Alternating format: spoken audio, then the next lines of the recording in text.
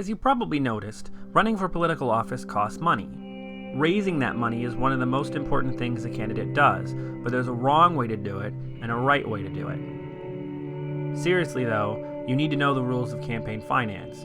This stuff is incredibly complex, so we can only just scratch the surface here, but we'll focus on the federal system as an example and deal with two basic areas: what a candidate can receive in contributions and what they can spend. You should know too that spending money on candidates in an election is entirely different than lobbying, which covers spending to support or oppose a specific law. A contribution is defined as anything of value given or loaned to influence an election. A gift is probably preferred to a loan. You'll notice that the rule doesn't cover everything given or loaned, just those gifts and loans given to influence elections. So birthday presents are still okay, usually. It doesn't matter if you contribute money, investments, gold, or any other item of value. It doesn't matter if you give it yourself or through someone else. It doesn't matter if the contribution is in the form of services. All of these things count as contributions. One exception is that volunteer services don't count as long as no one pays for them. This includes letting the campaign use your house or building for an event. The only time a loan doesn't count as a contribution is when the loan is made in the course of regular business under the same expectations as any other loan. It's important to keep track of what counts as a contribution because candidates can only get so much from any one person, and then they have to return the extra. Individuals and groups can contribute up to $2,300 every election cycle to a candidate. Political action committees, or PACs, can be formed as long as they exist for 6 months, taking contributions from more than 50 people, and contribute to at least 5 candidates, and they can give $5,000 per candidate per election. An individual can give $5,000 to a PAC, $10,000 to their state party, and $28,500 to their national party, though they can't give more than $42,700 total to candidates and $65,500 to all PACs and parties. A PAC can give $5,000 to a candidate and can also give $5,000 to another PAC or a state party. PACs can give $15,000 to a national party. State and national parties can give up to $5,000 to candidates and another $5,000 to PACs and can share as much money as they want to between each other.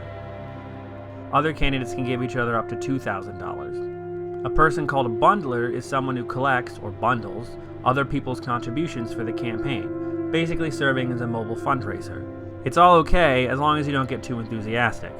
Now, given how expensive campaigns are, every dollar is appreciated. Some campaigns use the money a little more wisely than others. Each national party can have 3 committees, one for the whole party, one for the House, and one for the Senate. There's a $50 limit on anonymous contributions and a $100 limit on cash contributions, regardless of the size of the bills. One way to keep people from cheating is that the limit on PAC contributions counts towards all PACs controlled by the same person, organization, or group.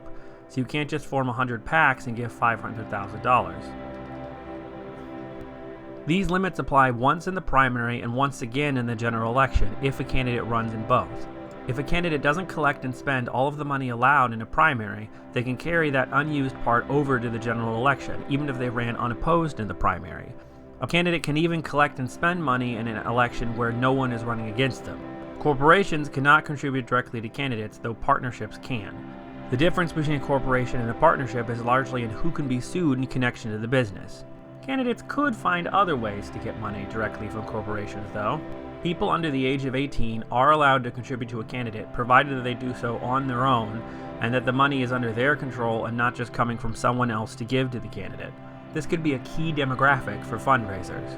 After the Supreme Court's Citizens United decision, corporations, banks, and unions can create a political committee that will donate to candidates, called a super PAC. This means any kind of corporation of any size organized for any reason, not just big companies like Pepsi and Microsoft, although they can too. Corporations are still prohibited from giving unlimited amounts to political parties, called soft money, under one of the provisions of the McCain-Feingold Act. Government contractors are not allowed to contribute to a political campaign, even from their personal funds, due to the potential for corruption. Family members and employees of government contractors can still contribute, though. Citizens of other countries are also prohibited from contributing to candidates for similar reasons. In fact, it's a crime to knowingly ask for campaign contributions from foreign citizens or to assist them in contributing to a political campaign. Someone with a green card can contribute, which is somewhat confusing as the cards are often not green at all. And the American subsidiary of a foreign company can contribute to committees as long as all the money comes from the subsidiary. Finally, any political organization that deals with more than $25,000 a year has to disclose the identity of their donors except for 3 types of organizations: trade associations, labor organizations, and social welfare organizations. None of these groups can spend more than half their time and money on campaign activities, but they also don't have to disclose who gave them money. Sometimes they work with a super PAC. So, if that's all the ways a campaign can get money, how can a campaign spend money? A candidate can spend as much of their own money on their election as they want. Parties can spend their own money on a candidate aside from contributing directly to the campaign. The spending limit for the party is determined by a formula that includes variables like the population in the district and the cost of living there. The party can also distribute general campaign materials like pins, signs, brochures, and posters without limit, as long as the materials are distributed by volunteers and in person. Any person or group can spend as much money as they want to on election activities as long as they don't coordinate it with the candidates. Spending is coordinated with the candidate if the candidate helps pay for it, requests it, decides what the activity will be, or discusses what to do with the person spending the money. Due to Citizens United, corporations and unions now have no limit on the money they can spend to directly advocate for or against a candidate, as long as they indicate who is spending the money and don't coordinate it with the campaign.